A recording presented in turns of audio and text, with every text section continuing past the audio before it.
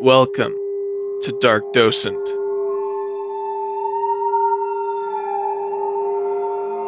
My name is Jake. Join me as I guide my friend James down the paranormal rabbit hole, attempting to prove the authenticity of a new case each week. Today's case, the Philadelphia Experiment.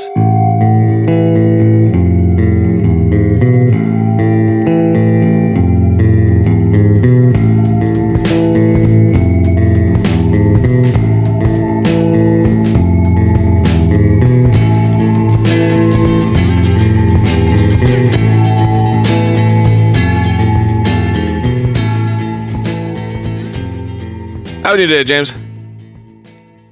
I'm a little tired, How are you? Also tired, brother. The time change is a bitch. Time change, and I'm also recovering from a concussion. Yeah. You want to tell everyone how you did that? Yeah. It's actually an incredible story. I was saving a bunch of children from a burning bus that was also sinking in a lake. And after I had gotten all the kids out, I managed to drag the bus out of the lake, saving the bus. But then I slipped on a rock, fell backwards, and hit my head. On your fridge? No, on a rock. Definitely not on my freezer door. Okay. It was way cooler than something as dumb as standing up and hitting your head on the freezer door. Looking for a beer on a Friday night and banging your head on a freezer door. Yeah, that did not happen. No. I think you're a hero. You save kids every day. You're pulling school buses out of everywhere. You're going into burning buildings. That's just kind of what you do. Yeah. Yeah, local superhero around here. Hey, it's just all in a day's work. Well, we appreciate your service, and we're glad you make time for this little podcast that we do. Thank you. Thank you. Well, I'm glad you're feeling a little better. Thank you. Maybe a little less out of it. Maybe a little bit less. I am feeling tired because of that goddamn time change, because it's complete crap, but I'm glad it's our last one. Was it last night or the night before? Last night. Did you have an alarm set today? I did. Oh, well, I guess that's the problem. Why did you have an alarm set for a Sunday? I want to get up at 9 a.m. All right, yeah, fair. Okay. I have one day off, and I have to make the most of it. So Fair enough. I can't sleep in. I need to get up and start doing things. I just got a kitten, and I also can't sleep in. Yeah, same thing. Except no alarm needed. Except your alarm scratches you a lot more than mine. Yeah. Well, James, we're tired from that, but also we were up late hanging with our friends at the Cracking Cans cast. We were. Corey and Mike. And if you guys like podcasts like ours with a lot more funny banter and interesting topics like this, we highly suggest going to hear those guys' podcast. It's a really good show. Also, they have themed beers for every episode. We don't even put that much effort in. No, I just drink kind of one of the same 3 beers every episode. I drink a bubbly every time because I'm lame. Shout out to PepsiCo. But yeah, go check those guys out. We just did a collab episode with them. It's our first ever collab episode, and we're going to be doing a collab episode of our own with them as well, coming out in the coming weeks. So stay tuned for that. But for now, James, It's just you and me on one of our usual shows. Same old. And just like normal, I got a big case for you.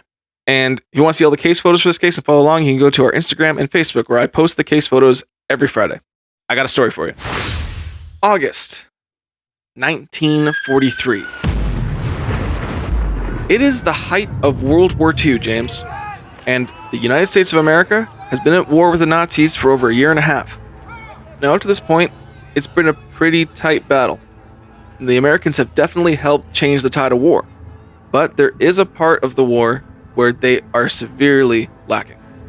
The biggest issue right now with the United States of America is defending against U-boats.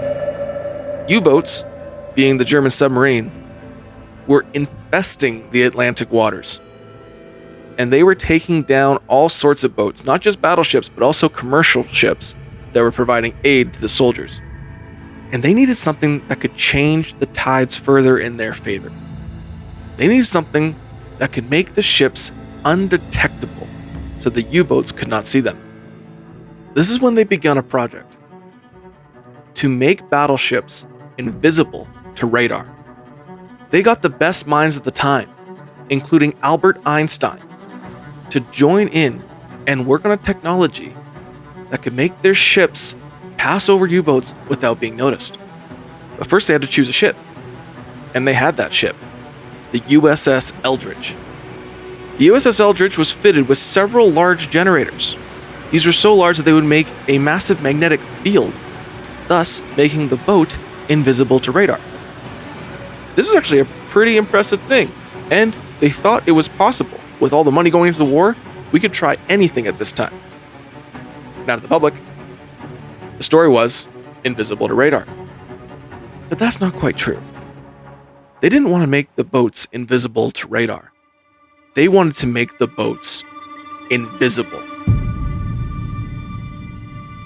James, have you heard of the Philadelphia experiment? I've heard of camouflage, but I don't think I've heard of this experiment in particular. Okay. I'm kind of surprised that you haven't heard of it. It's a pretty big story on the internet. Lots of people talk about it. And it has been the source for many conspiracy theories. This is actually kind of considered the base for modern day conspiracies, is this story. Not entirely true. There are some other stories, but this is one of the big head honchos. Maybe it might start ringing some bells, but at the moment, nah. Okay. Well, let's get into it. After months of working on a technology to get these boats to turn invisible, they finally made a date. October 28th, 1943, in the Philadelphia shipyards. The USS Eldridge was docked, with many people viewing it. This includes soldiers, government officials, and even some of the public. And many people stood around, waiting and watching what could happen. That's when they decided to flick the switch. As they did, the generators roared to life. You could hear it whirring and winding up.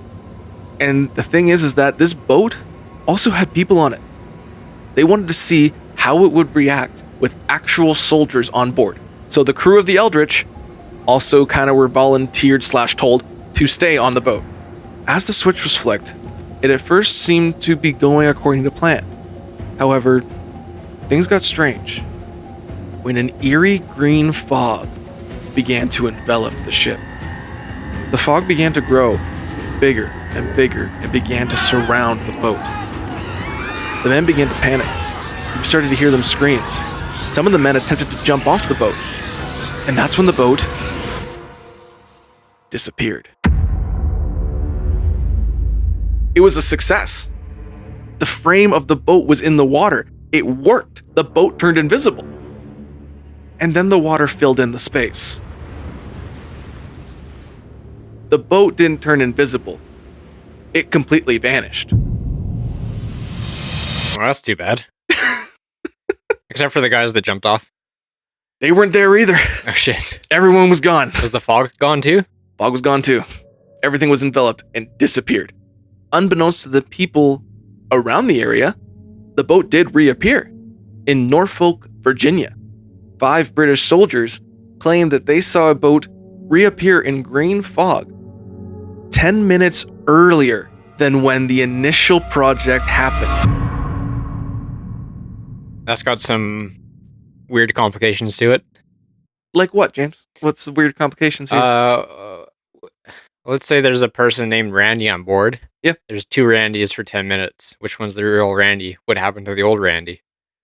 You're talking as if there isn't going to be multiple people that could be the same person.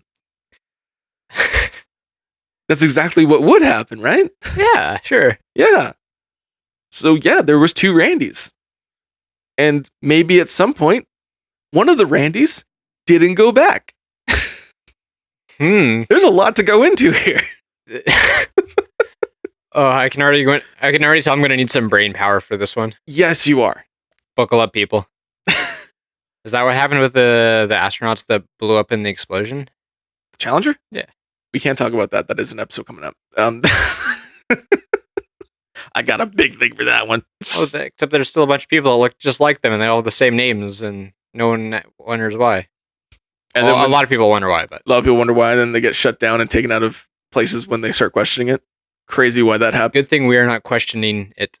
No, we are not. That sounds ridiculous, James. What are the odds that 7 astronauts died on a spaceship, and there's 7 people in government with the exact same name and similar faces. I mean, it's got to be 7 and 300 million, right? It's got to be Something like that. Hey, there's a lot of people. I have never taken a statistics course, so I can't tell you. There's like 9 billion people in the world, okay? And there's only so many faces and names. Exactly. It's bound to happen, and just because they're all in the government positions, it happens. It happens. It happens. It happens. Well, let's talk about what's happening with these fine seamen. However, back in Philadelphia, the ship reappeared 10 minutes after the project happened, 20 minutes after it appeared in Norfolk, Virginia at 12:10 p.m. But when it did, the fog dissipated, and the air was filled with the screams of men. People rushed to the boat, curious what happened. And when they saw what happened, it was nightmarish beyond human comprehension. When they boarded the ship, they saw men screaming insanities, holding their heads, rolling around, quote, mad as hatters. Some men were lit on fire, and no amount of water could put them out. And the most horrifying of all, men were fused to the boat. Their flesh and the metal were combined, almost as if welded, and they could not tell where the flesh began and the metal ended. These men were stuck to the boat, screaming in agony, but the only way they could deal with it was by putting them out of their misery. Apparently, after the incident, some of the men who were on fire burned for 18 days, and the flames were not able to be put out. It's a very efficient fire. Very much so. Some men who looked fine began fading, screaming, trying to get someone to save them before they completely disappeared out of existence, never to be seen again. Not even in Virginia? Not even in Virginia. Wait, so hold on. Before we go too far. Yep. Disappeared from Philly. Mhm. Appeared in Virginia 10 minutes before it disappeared. Yep. Reappeared in Philly. Yep. What about Virginia? Did it disappear again? It disappeared in Virginia to go back to Philly. Okay, gotcha. There you go. Sorry, there's a lot of time travel and weird stuff in this. And so people can track time. The project was at 12 o'clock Yes. noon. Yep. Disappeared, reappeared at 11:50. Yep. Disappeared, reappeared at 12:10. Okay. How long did it take to re-disappear from Virginia? Apparently it was only there for like minutes. Okay. And we'll get into it. There was other places it may have stopped. This is not a good day for a time travel episode. No, you picked... You waited until I had an literal brain injury to bring this one up. That's okay. Sounds fun, though. I'm into it. All right. Not fun for them, but... We're just starting. Okay, we're just starting. This is not even the craziest shit you're going to hear within the next 2 weeks. I hope not. Now, after this horrifying event, it was eventually swept under the rug that this happened. People couldn't talk about it. People that did talk about it were stopped very quickly. And no mentions of the Philadelphia Project were ever brought up again.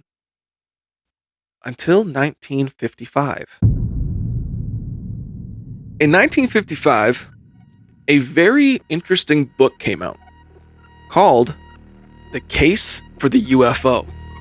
Now, this book was going over theories on how they could possibly work, how they could be understood in our time, and it was very pivotal for UFO research, partially because this was written by a man named Morris K. Jessup, who had a master's in astronomy. So he was considered like an actual scientist, and he was the first real scientist to come out openly and speak on the topic of UFOs. And this book was a massive hit. And it's kind of the base for all we understand on unidentified flying objects. It's mostly come from this book, other than other researchers. This was one of the first ones. Right. Now, this book got him a lot of attention. He got kind of famous from this. And then one day, he received a letter from a man named Carlos Allende. Carlos's letter was written with a lot of spelling mistakes. It seemed rampant and rushed, almost like the writings of a madman of sorts.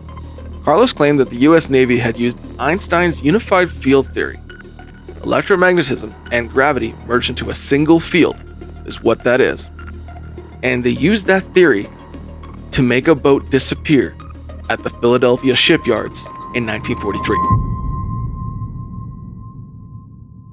the reason Allende knew this is because he was stationed on a boat, the USS Andrew Forsyth, which was docked at the Philadelphia Naval Base at the time this would have happened.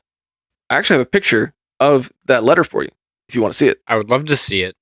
Here is the letter written to Morris K. Jessup from Carlos Allende. And these letters are pretty long, so I'll be putting a link to all of Carlos Allende's letters in the description of this episode. Feast your eyes. Kind of sounds like a child frantically wrote that.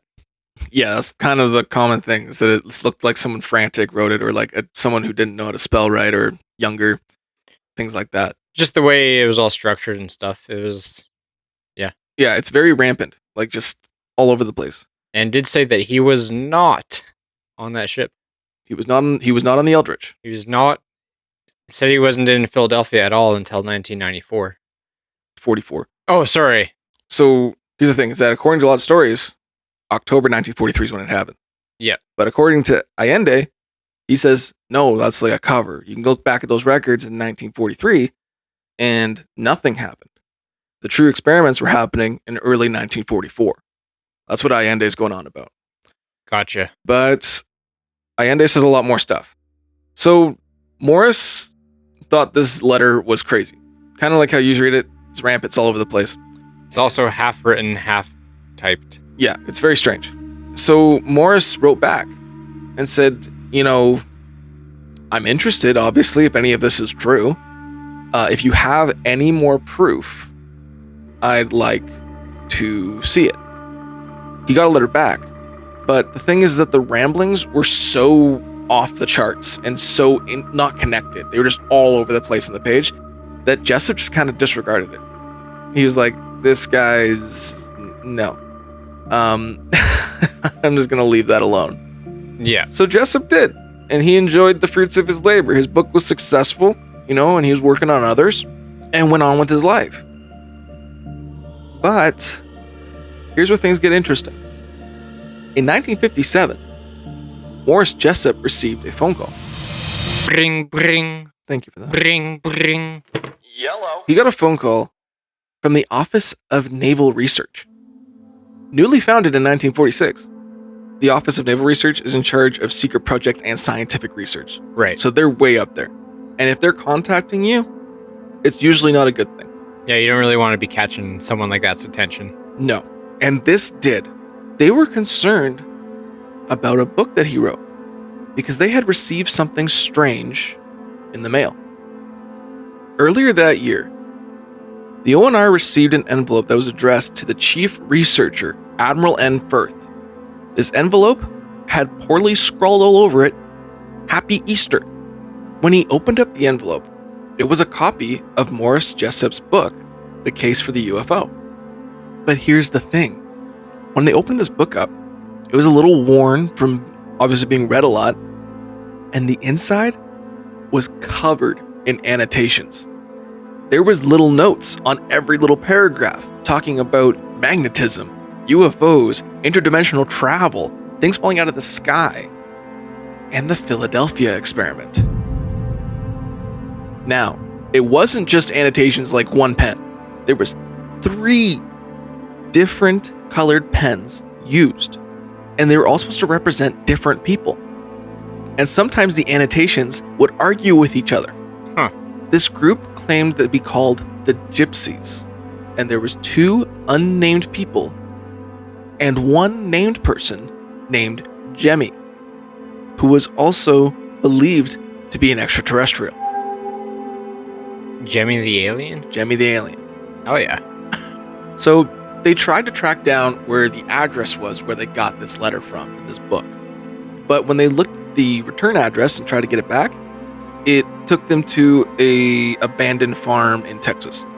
So they tracked it back to the next best thing, the author of the book, which was Morris K. Jessup.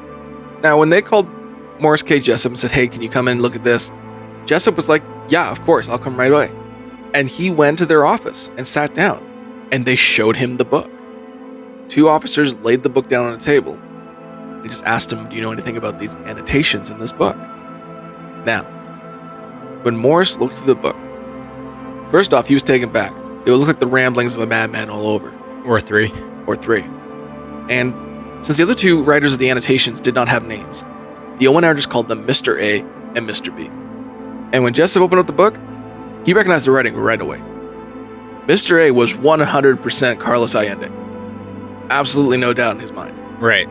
And since they couldn't really recognize the other writing, they believed that the other writing kind of looked like it was being forced. And they thought that the other 2 annotations were also written by Carlos Allende, but trying to be a different person. Sorry, just backing up a tiny bit here with Jemmy. Yeah. Did Jemmy sign, or Carlos or whoever, was that name signed in the book somewhere? I believe Jemmy was signed in the book in some of the annotations, in some of the colors, because there's 3 different colors. The thing is that we don't have the book, the traditional book. Yeah. Although this version of the book has been re-released. It's called the Varro edition, and you can buy it on Amazon. And some guy actually got it Xerox from somebody who apparently had the original, and then got it rewrote or rewritten in some parts, and he posted online with some pictures, and I have pictures of that for you, which has some of the, not the real annotations, but what it may have looked like. Right. And I assume we're probably going to be getting to it, but how did the theory that Jemmy is an alien come into play there? It's not there yet? Well, the theory that Jemmy was an alien came from the fact that that's how they spoke. Like, they said that they were an extraterrestrial, and they thought maybe Mr. B was also an extraterrestrial. They're not sure. Oh, like it said that in the writing. Yeah. Gotcha. And they were talking about how some of the speaking points were things are falling out of the sky. And it's not a theory of life on other planets. It's the fact. Like, it's real. This is all real. And the voices and the annotations would speak to one another in the book. It's very strange. So this is kind of a Xerox, claimed to be a Xerox of the original book, or like a remake of it. Someone retyped it out and put some of the annotations beside it. So I just got a couple pages here for you. This is from the original book, and then the red writing is from Mr. B. Yeah, see about that. I don't know how to read. I'm illiterate, but it's interesting that I kind of figured like it would have been stuff scribbled in the margins, but that's just like they're full on inserted in between the writings. In this version. In that version. Okay. So this is a guy who like rewrote it for the guy and got it Xeroxed. In the traditional version, it was rewritten like a madman with lines and sketches and all that. Right. It would have been more like actually on a book that they bought or whatever. Yeah. That's all I could find that we had, or at least the most dependable thing that I could find that was the actual book. Yeah. I feel like it'd be a hard thing to fake an entire book with 3 other people's writings in it just for the sake of faking it. Yeah. We'll see. Uh-oh. There's a lot to this. And there's a lot that tends it to be real, and then a lot of sketchy stuff. And we'll get into all of it. Perfect. This is a big one, and I'm tired from it. Morris was called in 3 more times. But the nature of those discussions are not public. No one actually really knows what went on. And here's the part that's strange. All of this stuff in this book, it sounds like madness. You know? A guy talking about electromagnetism and UFOs and, portals and the Philadelphia experiment and all these conspiracies. It sounds wild. And there's 3 different guys writing the anecdotes, and one of them is probably an alien. But the part that's concerning is, why would the ONR care? If none of this was remotely close to being real, why would they even bother to call in Morris Jessup to get 4 different times, mind you, to talk to him about this book that looks like the ramblings of a madman? If all of this is just bullshit, why didn't they just throw it out? But instead, they kept it, and they called the author, and they tried to contact the guy that brought in the book in the first place, but they couldn't find him. That's a good question. Like, nowadays, if something's complete bullshit, you see people come by like, it's nonsense. Don't even bother with it. Definitely sure is coincidental that the author there, Jessup, I guess, or maybe not coincidental at all, but that he already had received the letter from that Carlos fella. And it just happened to, all happened to work out like, oh yeah, I actually do recognize one of these writings in this random book that you guys got. It's like saying, hey, Henry Ford, do you know who's driving this Pinto that blew up? Well, he got several letters from Allende. He became very aware. Like, I don't mean like 1 or 2. I mean, he got lots to the point where he just ignored him. Yeah. And Allende was a huge fan of Jessup. Loved Jessup's work. Obsessed with the UFO theory. All of that. I just think it's weird that like I say, that the Navy would reach out to him to see if he knew who was writing in the book. But I guess it all depends on what was written in the book. It might have been maybe a lot more obvious for them to do that in this scenario. The only reason they reached out to Jessup, according to them, is because he was the only name on the book that had an address that led to his actual home. So they could look him up and find him. But when they tried to look up Allende, or whoever sent this in, most likely Allende, it just brought him to an abandoned house in Texas. Yeah. So they couldn't find Allende. And when it comes to this sort of thing, is like, even if all the ramblings are crazy in it, I could see how the ONR would be impressed with all this UFO stuff. There's a novel this thick on UFOs with all this scientific stuff behind it from an actual scientist. Do you really think they want that to happen? This is a couple years into Project Blue Book. Yeah. Do you really think they want that out there? Probably not. Probably not. And now it's got all these ramblings of a madman all around it. That would also add more attention. I mean, definitely make it... You think it would be easy to make it look crazy with the ramblings? It would. And another thing that adds to this is these ramblings is why they called Jessup in. Not the context of the book, at least at first anyway. Yeah. And this book had been out for 2 years at this point. So these ramblings caught their attention. So much so they had to contact the author. So if it's bullshit and they are aware it's bullshit, why would they call in an author, track him down to bring him in? That's just what I think. I think it's weird that they would do that. Yeah. But after this, Morris's career began to falter. His next book that came out didn't sell as well as the first one. Wasn't a complete failure, but still not an absolute success. He also had a run of bad luck. His wife left him, and he put out a third book that failed so badly his publisher dropped him. And then he got into a car crash that nearly ended his life and caused him to be disabled. It wrecked him physically, and he never recovered. Womp womp. Fucking prick.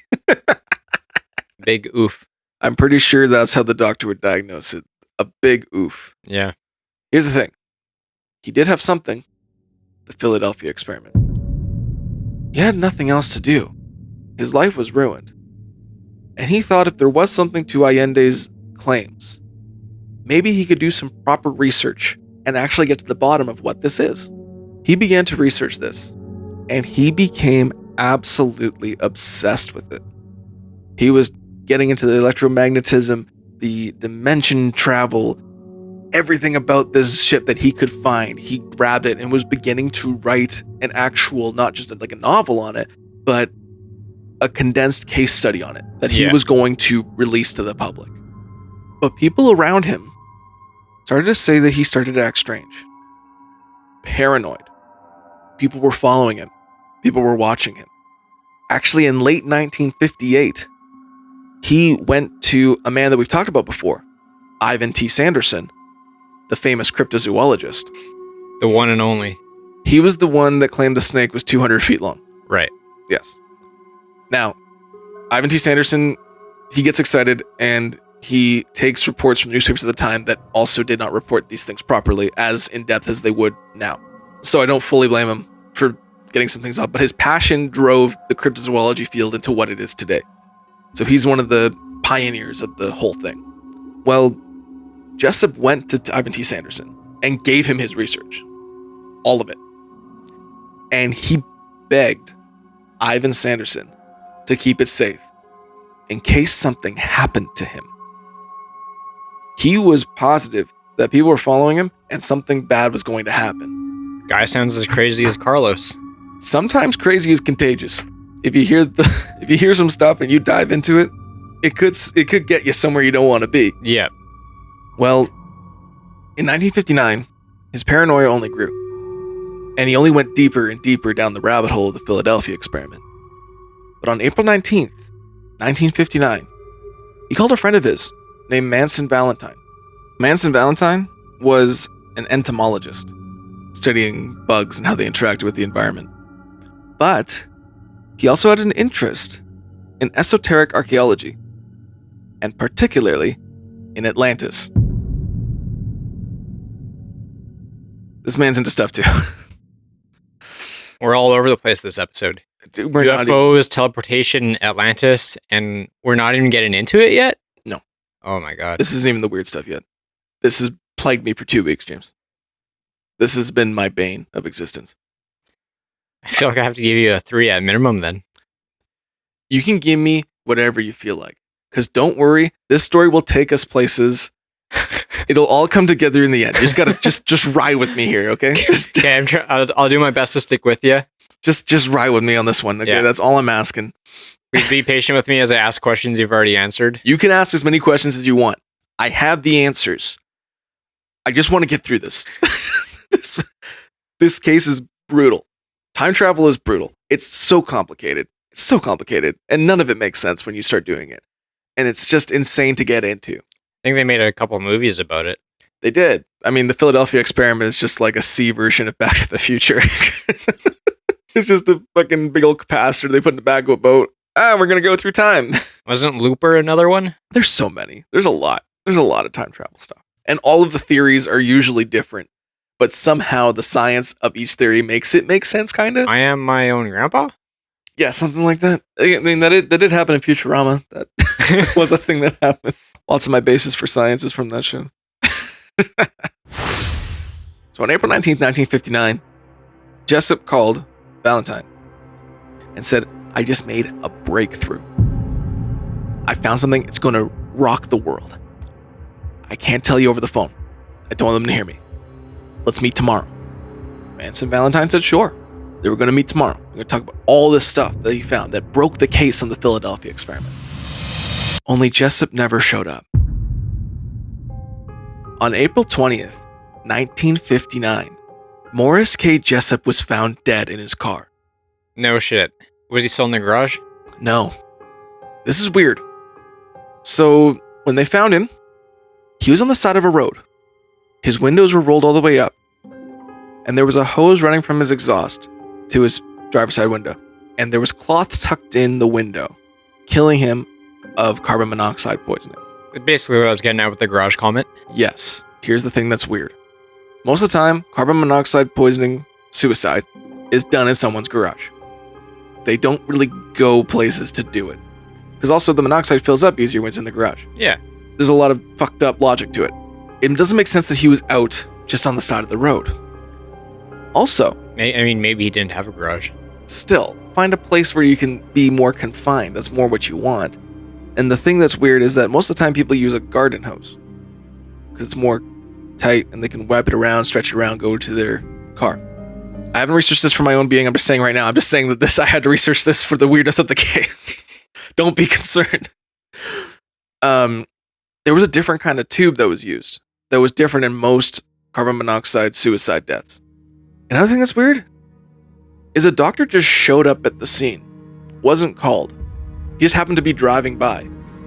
Just said, yep, he's dead by carbon monoxide poisoning. And that was declared. And no autopsy was ever given. And the death of Morris K. Jessup was just swept under the rug as another crazy guy who killed himself. Well, now what? Here's the thing. The investigators of this all thought it was strange how quickly it was deduced to be a suicide. And even some of the head investigators claimed that it looked fishy enough that they think it could have been a murder. Who is this doctor? They don't know. Just a doctor Driving by. and told who? I guess presumably called the police cops were or there, so something? the police were there. People were called. People were looking at the scene, and a doctor just literally drove up and looked at it and was like, yeah, no, he's dead, monoxide poisoning, and just left. Well, you know what they say. Trust me, I'm a doctor.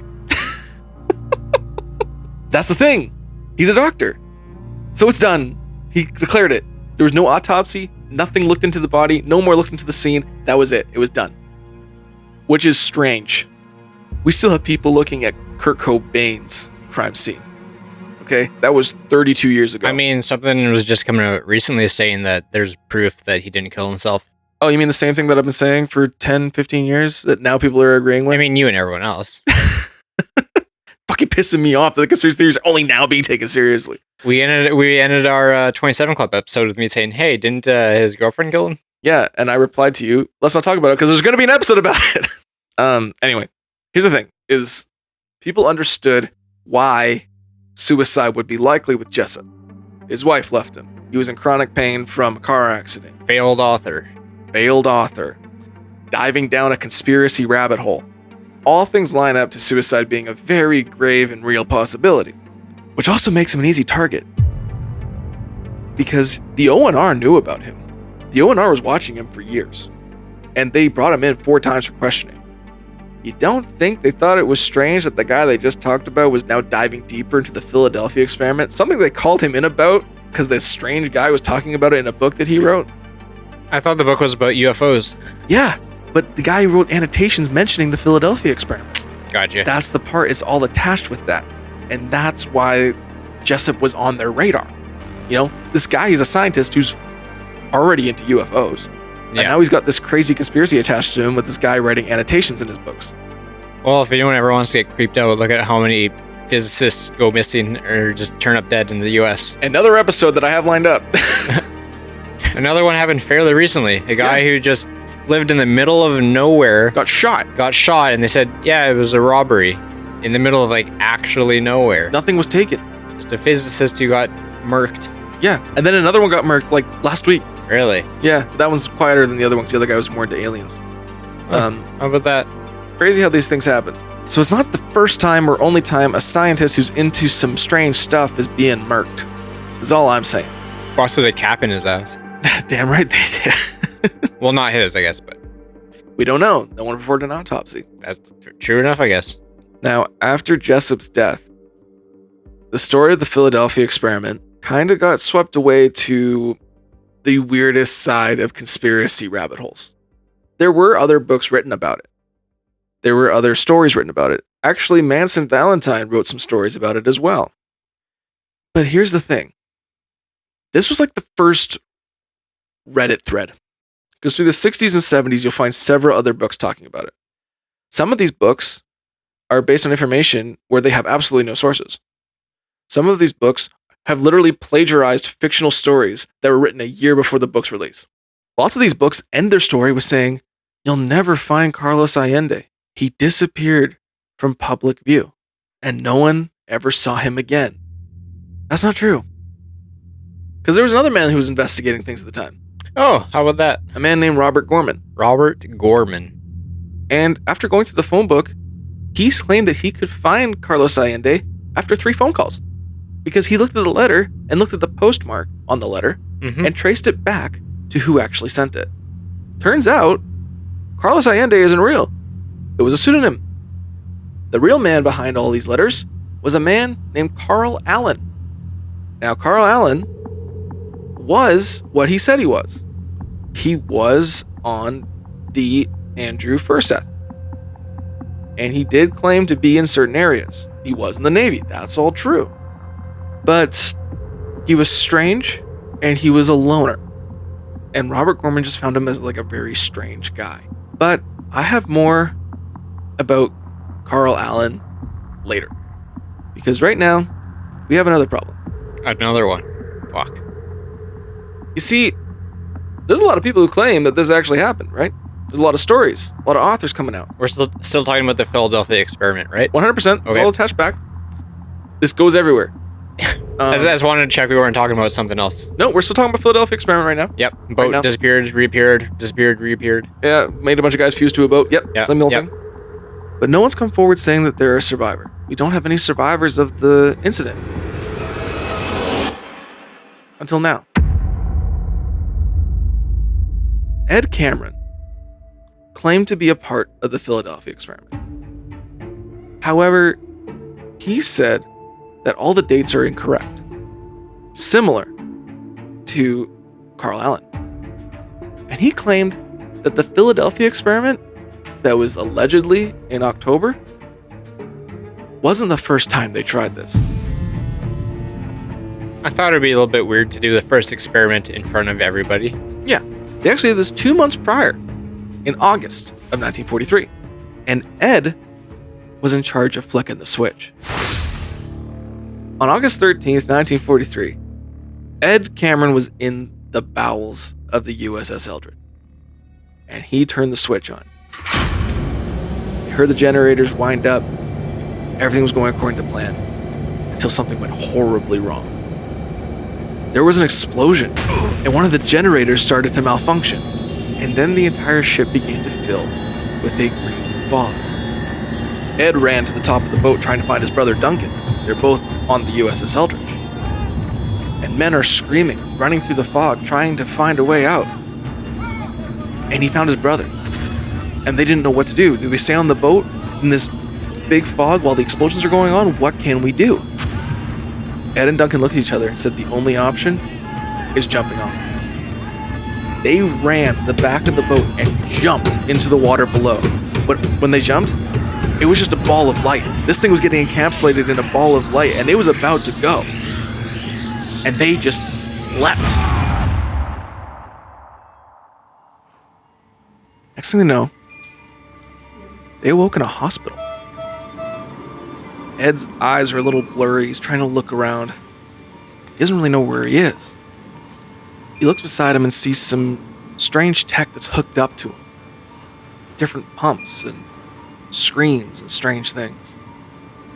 He goes to move to try to grab the different plugs that are on him, and he feels a searing pain all over his body.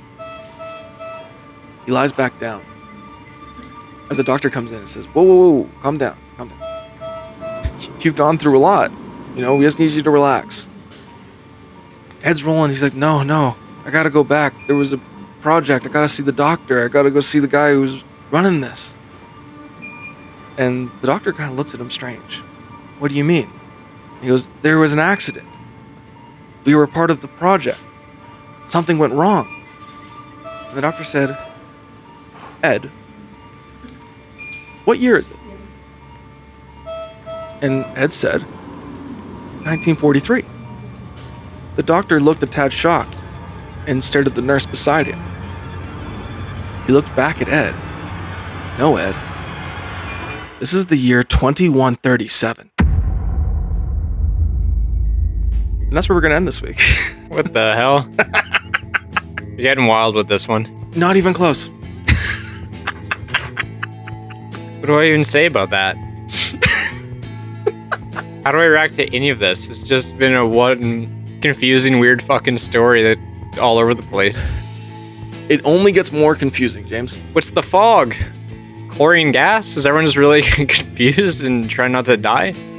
We don't know, James. And it only gets stranger. And you think that this is right now, we're at like the root of the tree, okay? And it's going up and it's just started to branch off. Oh my god. There's more branches. Oh my god. We're going into other things here, okay? This is a big deal because this ties into what we're getting into next week. Crop circles again? No.